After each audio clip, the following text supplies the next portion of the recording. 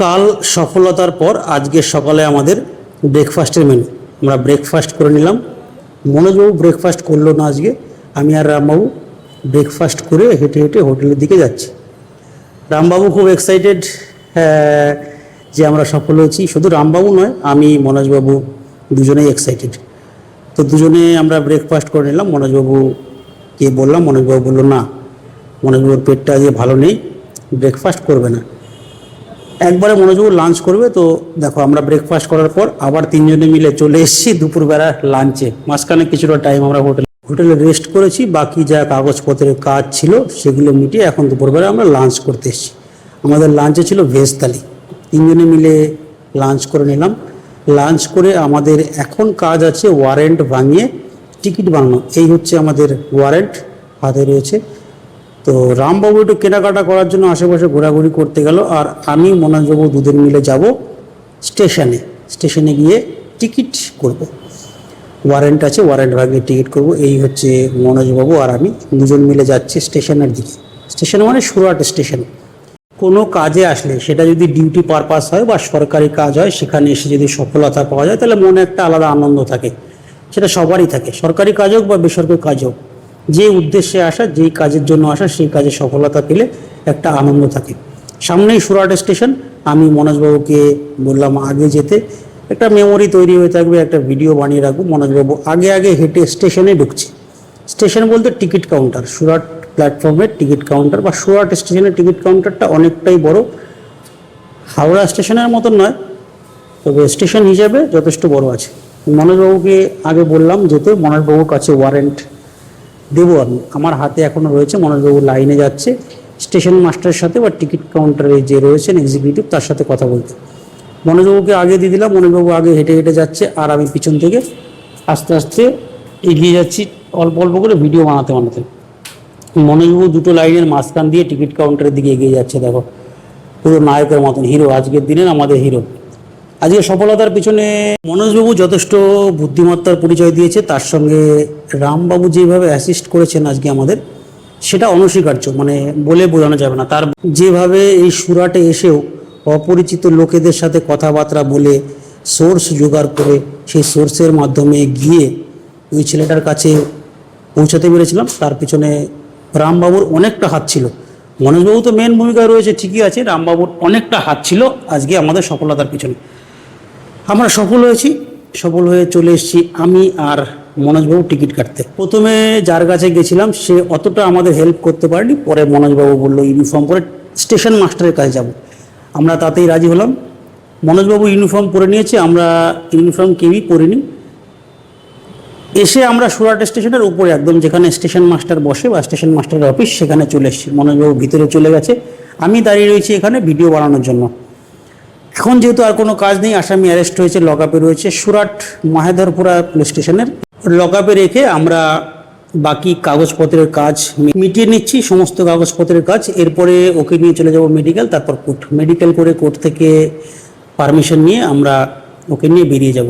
আমাদের বাকি সমস্ত কাগজপত্রের কাজ কমপ্লিট করে আমরা এখন চলে এসেছি লোকাল গুজরাটি থালি খেতে। দেখো কত রকম বাটি রয়েছে, কত কী রয়েছে। খাবারের নাম আমি কিছু বলতে পারবো না, শুধু ঝাঁকটা আমার ভালো লেগেছিল, ঝাঁক না ছাঁচ বলে, ওটা ভালো লেগেছিল।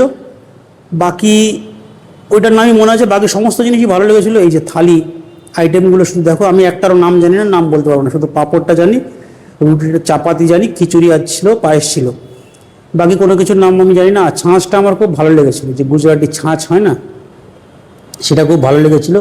ভোরে ভোরে লকআপ থেকে আসামিকে নিয়ে আমি, মনোজবাবু, রামবাবু তিনজন মিলে চলে এসেছি সুরাট স্টেশন। প্ল্যাটফর্মে দাঁড়িয়ে রয়েছি আমাদের ট্রেন আসার অপেক্ষায়। ট্রেন দেখছি বারবার। শীতের সময় কুয়াশা ছিল, কিন্তু এখানে শীত বেশি নেই। দেখো আমি একটা শার্ট পরে চলে এসেছি, জ্যাকেট পরতে হয়নি। কুয়াশা ছিল যার জন্য ট্রেন লেট হচ্ছিল, বলেই দিয়েছিল ট্রেন লেট হবে। উঠে পড়ে আমরা পৌঁছে গেছি ডোনরাচা স্টেশন। এখানে ট্রেন দাঁড়িয়েছে আর আমি গেটের সামনে দাঁড়িয়ে রয়েছি। এদিকটা একটু ঠান্ডা লাগছে, সুরাট স্টেশন ছেড়ে আসার পর, সুরাট শহর ছেড়ে আসার পর ঠান্ডা লাগছে। ওই দেখো সূর্যমামা সবে দেখা যাচ্ছে, আর আকাশে লাল হয়ে উঠেছে, মনে হচ্ছে সকালের প্রথম সূর্য। যেহেতু কুয়াশা রয়েছে অতটা ভালো বোঝা যাচ্ছে না, আমি জুম করে একটু সূর্যমামাকে দেখানোর চেষ্টা করলাম। কুয়াশাটা বোঝা যাচ্ছে পুরো ঘোলাটে ঘোলাটে হয়ে রয়েছে, আর ট্রেন ছুটেছে মাঠ ঘাট পার করে। চারিদিকে সবুজ আছে কিন্তু অন্যরকম সবুজ। আমাদের ওই দিককে যেমন ভেজিটেশন, ন্যাচারাল ভেজিটেশন, এখানে সেরকম নয়। সেরকম ন্যাচারাল ভেজিটেশন এখানে দেখলামও না কোথাও। গাছপালা সব আলাদা রকমের, অন্যরকম ক্যারেক্টার। মনোজবাবু বাড়িতে কথা বলছে, আমি বানিয়ে নিচ্ছি ভিডিও। মনোজবাবু মাঝে মাঝে কনফিউজ হয়ে যাচ্ছে যে আমি ভিডিও বানাচ্ছি না ফটো তুলছি। মনোজবাবু তো পোজ দিয়ে দিচ্ছে কিন্তু বুঝতে পারছে না যে আমি ভিডিও বানাচ্ছি। বসে রয়েছি গেটের কাছে। আর বলে দিই, লাঞ্চের টাইম হয়ে গেছে, খাবার অর্ডার হয়ে গেছে। আমরা কিন্তু ট্রেনে একদিনও ননভেজ খাইনি। আজকে আর খাবার 3টে নয়, আজকে খাবার 4টে অর্ডার করতে হয়েছে, কারণ আমরা 3জন আর ওই ছেলেটা রয়েছে আমাদের সাথে। তো এই 3জন আর ওকে মিলে টোটাল 4টে মিল আমরা অর্ডার করেছিলাম। আমাদের মিল খাওয়া হয়ে গেছে, মানে লাঞ্চ করা হয়ে গেছে। তারপর একটা স্টেশনে আমরা নামলাম চা খাওয়ার জন্য।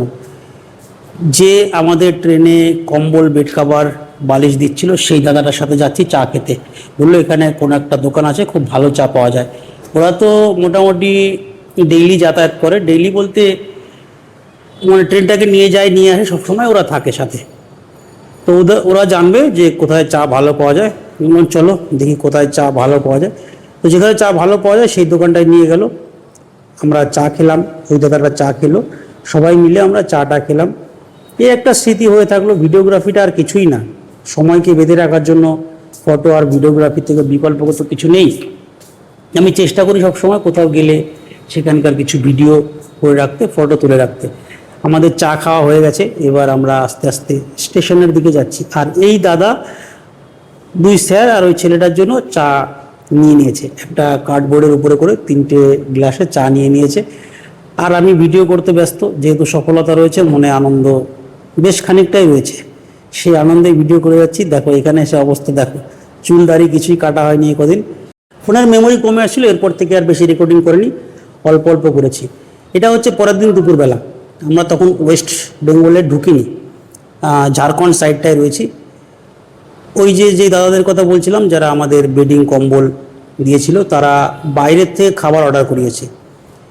আলু দিয়ে, কচু দিয়ে আর সর্ষে বাটা দিয়ে একটা সবজি ছিল, মাছের ঝোল ছিল, চাটনি পাঁপড় ছিল। এই খাবারটা বেশ ভালো খেলাম। এই হচ্ছে আমাদের এই জার্নির প্রথম ননভেজ খাওয়া দাওয়া। এই যাওয়ার সময় আসার সময় মিলে এই প্রথম ট্রেনে ননভেজ খাওয়া দাওয়া। দুপুরের খাওয়া হয়ে গেল আমাদের। আমরা এখন এদিক ওদিক ঘুরে ঘাড়ে বেড়াচ্ছি, একটু দেখাচ্ছি ট্রেনটাকে। বেশি দূর যাইনি, যেহেতু আমাদের সাথে ওই ছেলেটা রয়েছে, ওই জন্য বেশি দূর যাওয়া যায়নি। দেখো মানুষ গুটকা পান খেয়ে কী করে ট্রেনকে নোংরা করছে, এগুলো উচিত নয়। একটু যদি নিজেরা বুঝে শুনে চলা যায়, ইন্ডিয়ান রেলওয়েকে আরও পরিষ্কার পরিচ্ছন্ন রাখা যাবে। এই হচ্ছে বাথরুম। তাও তো এসির বাথরুমগুলো দেখলাম যে প্রত্যেকটা স্টেশন বা 2-5টা স্টেশন পরপর এসে পরিষ্কার করে দিয়েছে। বাকি স্লিপারের কথা বলতে পারবো না। এর আগে গেছিলাম স্লিপারে যখন ব্যাঙ্গালোর, তখন এক্সপিরিয়েন্স খুব ভালো ছিল না। আজকে আমরা এসিতে রয়েছি, দেখলাম বাথরুম বেশ পরিষ্কার আছে। এই ডাস্টবিন রয়েছে এখানে, আর তাছাড়াও ছোটো বালতিও বসানো রয়েছে। নোংরা কাচড়া ফেলার অনেক জায়গা রয়েছে, তবুও মানুষ ফেলে না। ওই কী আর করা যাবে, কিছু করার নেই। মনোজবাবু, রামবাবু এখানে বসে রয়েছে। আমাদের এখন দিন না, এখন ঘন্টা গোনার সময়। হ্যাঁ, গেটের কাছে দাঁড়িয়ে বেশিটা সময় আমি কাটালাম। রামবাবু মোবাইলে কিছু দেখছে, আর মনোজবাবু আর আমি দুজনে পোজ পাজ নিয়ে ভিডিও করে নিচ্ছি। গেটের কাছে বসে বসেই আমাদের দিনটা কাটলো। সবাই আসছে হাওয়া খেতে, বাইরে হাওয়াটা বেশ ভালো লাগছে। আরও একটা স্টেশন আমরা চলে এসেছি, ট্রেনও দাঁড়িয়ে গেছে। স্টেশনটার নাম যদি দেখতে পারি তোমাদের বলবো। নাম এখনও অবধি দেখতে পাইনি, যদি দেখতে পারি তাহলে বলবো, দেখতে পেলাম না। এই যে এই দাদা আমাদের যথেষ্ট হেল্প করেছে। দাদা মেদিনীপুর থেকে, যথেষ্ট হেল্পফুল ছেলে, আমাদের প্রচণ্ড হেল্প করেছে শোয়া বসা থাকার জন্য। কোনো একটা ক্যানেল বা নদী, তার উপরে ব্রিজ। ওই দেখো ওখানে ফুল চাষ হয়েছে। ও, আমরা মেদিনীপুরে ঢুকে গেছি। আর এই হচ্ছে সেই flower valley of Medinipur, Khirai. আমি জানতাম না, ওই দাদারাই বললো যে এখানে বহু মানুষ আসে শীতের সময়, ফ্লাওয়ার ভ্যালি নামে পরিচিত মেদিনীপুরের। আমরা দেখো চলে এসেছি প্রায় হাওড়ার কাছাকাছি। এই যে কোনো ফ্যাক্টরি হবে যেখান থেকে পুরো ধোঁয়া উঠছে, জলীয় বাষ্প টাইপের কিছু একটা উঠছে ফ্যাক্টরির ছাদে। আমরা সবাই মোটামুটি রেডি হয়ে নিয়েছি। রামবাবু, মনোজবাবু, আমরা জুতো ফুতো পরে লাগেজ ফ্যাগেজ নিয়ে মোটামুটি রেডি। কারণ আর বেশি সময় আমরা হয়তো ট্রেনে থাকতে পারবো না, সময় হয়ে এসছে আমাদের নামার। এই যে যাওয়ার সময় যেমন আমরা 2 রাত ছিলাম, আসার সময় আমরা 1টা রাতই ছিলাম ট্রেনে। এটা ফায়ার এক্সটিংগুইশার। চলতে চলতে কোনো দুর্ঘটনা ঘটে বা অগ্নি সংযোগ হয় তাহলে এটার থেকে সেটা ফায়ার এক্সটিংগুইশার 2 রকমের, একটার মধ্যে পাউডার থাকে, একটার মধ্যে কার্বন ডাইঅক্সাইড থাকে। বললাম আমরা কাছাকাছি চলে এসেছি, তো ওই ছেলেটাকে বললাম রেডি হয়ে নিতে, তো ও রেডি হয়ে নিচ্ছে, জুতো ফুতো পরে। ওর জুতোটা ভিতরে ঢোকানো ছিল, আমি বের করে পরে নিই। এই যে সবাই রয়েছে এখানে, আর ওই দাদাটা আমাদের এই ট্রিপে সব থেকে বেশি যে হেল্প করেছে সে হচ্ছে আমাদের এই দাদা, আমাদের জয় শ্রীরাম দলের লোক, মানে আমাদের বিজেপি পার্টির লোক। দাদা খুব হেল্প করেছে, সারা রাস্তা, টোটাল রাস্তাটা আমরা যতটা এসেছি আমাদের সঙ্গে সঙ্গে লেগেছিল পুরো শেষ অবধি, এখন অবধি আমাদের হেল্প করে দিল। আমরা এখন সাঁতরাগাছি আছি, নেমে পড়বো হাওড়ায় গিয়ে। দাদা খুব ভালো মানুষ, ফোন নাম্বার আছে, পরে যোগাযোগ হবে কোনো দিন, আবার যদি প্রয়োজন পড়ে বলতে কি প্রয়োজন ছাড়াও যোগাযোগ হবে, কথা হবে, তাই তো দাদা? পৃথিবীটা গোল, ঘুরতে ঘুরতে ঠিক দেখা হয়েই যাবে কোনো একদিন না কোনো একদিন। আর চলার পথে তো দেখা হয়, নতুন মানুষের সাথে পরিচয়, নতুন বন্ধু, এ একটা আলাদা পাওনা, অন্যরকম পাওনা। কিন্তু ট্রেনে রাইডে গিয়ে হয়, ট্রেনে এসে এইভাবে বন্ধু পেয়ে যাবে, ভালো একজন মানুষের সান্নিধ্য পেয়ে যাবে, এটা আমার চিন্তা ভাবনার বাইরে ছিল। যাক পেয়েছি, ভালো হয়েছে দাদা, অনেক অনেক ধন্যবাদ আপনাকে। এখন তুমি থাকবে, আমরা আস্তে আস্তে এগোবো নাকি? হ্যাঁ, মানে তুমিও তো হাওড়া অবধি যাবে, দাদা হাওড়া অবধি যাবে, আমরাও হাওড়া অবধি যাবো। তুমি হাওড়ায় গিয়ে আজ কী কী কাজ আছে তোমার? আর দাদা গুনে মিলিয়ে নিচ্ছে। হাওড়ায় গিয়ে তোমার আর কী কী কাজ আছে আজকে?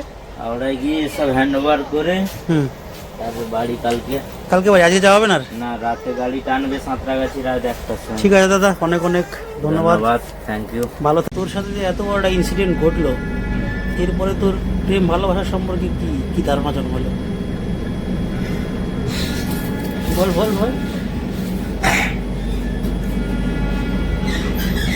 কি বলবো, বল, তোর যা ধারণা জন্মেছে সেটাই বল। प्यार करो लेकिन भरोसा मत करो।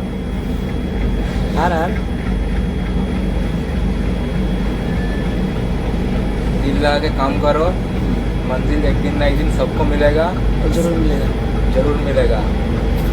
आगे पीछे लड़की के पीछे मत भागो यार, दिल लगा के काम करो। लड़की का पीछे मत भागो, पैसा के पीछे भागो, लड़की खुद ब खुद आ जाएगा। अगर तो और लड़की आएगा तो वो पैसा भी चला जाएगा।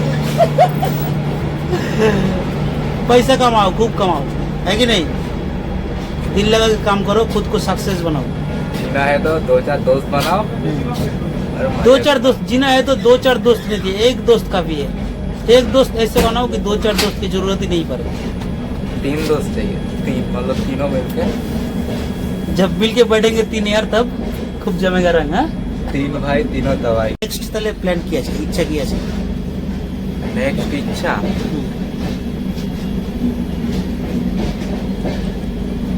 কিছুই নাই, সত্যি কথা বলতে। না, বেরোবি, বেরিয়ে তো কিছু প্ল্যান আছে, ভালো করে কাজ করবি, শখ পূরণ করবি। তো বয়স কত? প্লিজ অনেক টাইম আছে এখনো, শখ পূরণ করতে হবে। শখ পূরণ করতে হবে না? কি কি শখ আছে আর জীবনে, কি কি শখ আছে?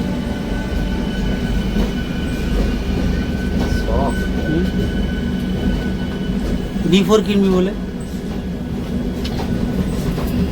বল বল, কি লজ্জা কি আছে? B4 কিনবি বেরিয়ে দে, ঘুরে বেড়াবি। কোথায় থাকবে গাড়ি? গাড়ি কোথায় থাকবে? তুই যখন সুরাট থাকবি, আমি তাহলে গেলে আমাকে ওই গাড়িতে করে ঘোরাবি তো, বাইকে করে? হ্যাঁ, ঠিক তো? মনে থাকবে? আর যদি তখন চিনতে না পারিস, দেখলাম আমাকে নিয়ে কেলি দিলি উল্টে। না না, হ্যাঁ, হবে না তোর? না না, মনে থাকবে তো? আমার নাম্বারই মনে রাখতে পারছি না, তো আমাকে কি মনে রাখবে? ওর নাম্বার পারি না মনে রাখতে, কিন্তু বন্ধু হিসেবে মানে কারো এ হিসেবে সবাইকে আমি মানে ওদের মনে রেখে দিই। কাউকে ভুলি না আমি আজ পর্যন্ত। চল চল চল চল চল। নাকি? অসুবিধা নেই তো কোনো? আজ তাহলে কদিন পর পটি করলি তুই? বল বল, কদিন পর? 4 দিন। 4 দিন? কি করেছিলি? গরম পেটের মধ্যে আগুন জ্বলে যায়নি? চান তো বিয়ে করবি কালকে। ঠিক আছে, আর বাজের দিকে মন নয়। হ্যাঁ, একদম বেরিয়ে মস্ত পয়সা আমি 10-12 দিন পর আমার মাসির ছেলের নেয়, মানে সব তো মানুষ একসাথে খেলতে, আবার মাসির ছেলে নেওয়ার পর আবার মামার ছেলের নেয়। মানে সব একবারে ক্যাপচার করে নিয়েছে নাকি? হুম? তারপরে দেখছি আমার সাথে যদি কথা বলছিল অনেকদিন ধরে, মানে এ করছিল, আমি অতটা মানে পাত্তা মানে এ করতাম না, ঠিক আছে। আমার ওই কারণে আমি তখন কাজ করতাম, কাজ শিখতাম, আর আমার একবার গ্যাস ব্লাস্ট হয়ে মানে হাত পা পুড়ে গেল, তো 15 দিন ছুটিতে ছিলাম আমি। এবার রাত জেগে কথা বলতাম না তো, এবার তখনই ভালো লেগে গেল, আর সেই টাইমে মানে প্রপোজ করেছিল, আমি মানে সেই করেছিলাম, সে অ্যাকসেপ্ট করে নিয়েছিল। वहाँ से तेरा जिंदगी यू से यू हो गया হ্যাঁ? এখন করেছিল এখান থেকে 2 পায়ে ব্যান্ডেজ, 2 হাতে কি ব্যান্ডেজ। করে পুড়েছিল? আরে সেই ছোট গ্যাস হয় না, 5 লিটারের না 2 লিটারের গুলো? না সেই লাইটারে ওপরা গ্যাস, ও আচ্ছা, বিউটেন গ্যাস গুলো। এই কালা হিটের মতো হয় না, তো ফাটলো কি করে? ওটা মানে লাইটারে গ্যাস ভরতে গিয়ে সে আগুন ধরে গেছিল, সঙ্গে সঙ্গে শুট করে দিয়েছিলাম, ড্রেস ফেস ছিল সব পুড়ে গেছিল, দাড়ি ফাড়ি চোখ মুখ সব পুড়ে গেছিল। তখন থেকে ডাইরেক্ট হসপিটালে পাঠিয়ে দিল, কোথা থেকে? ইয়ন থেকে, ইয়ন থেকে ডাইরেক্ট হসপিটালে পাঠিয়ে দিল। তোদের ইভেন থেকে ইন্স্যুরেন্স করে দিয়েছে? হ্যাঁ, লাইফ ইন্স্যুরেন্স হবে না, না মেডিকেল না ইন্স্যুরেন্স? না মেডিকেল, মানে ওইখানে কোনো কিছু হলে ফ্রি যেতে দেবে, মানে আমার ব্যাগেতে ছিল, মানে আমাদের ব্রাঞ্চটা তো কিরণ কোম্পানির তো ব্রাঞ্চ, এবার কিরণ কোম্পানি সুরাটের সব থেকে বড় হসপিটাল হচ্ছে। ভিডিওটা শেয়ার করে সবাইকে দেখার সুযোগ করে দিন, আর আমাকে হেল্প করুন এগিয়ে যাওয়ার জন্য।